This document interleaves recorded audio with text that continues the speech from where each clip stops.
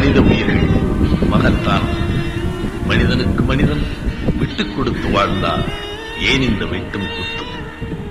இந்த கிழக்கு சீமையில் வாசக்குடி வெறுமாய் சிந்திய ரத்தத் துளிகள் மனிதனின் முன்கோபத்திற்கும் முரட்டுத்தனங்களுக்கும் முற்றுப்புள்ளியாகட்டும். மனித நேயத்தை வளர்க்கும் வக்கிரங்களை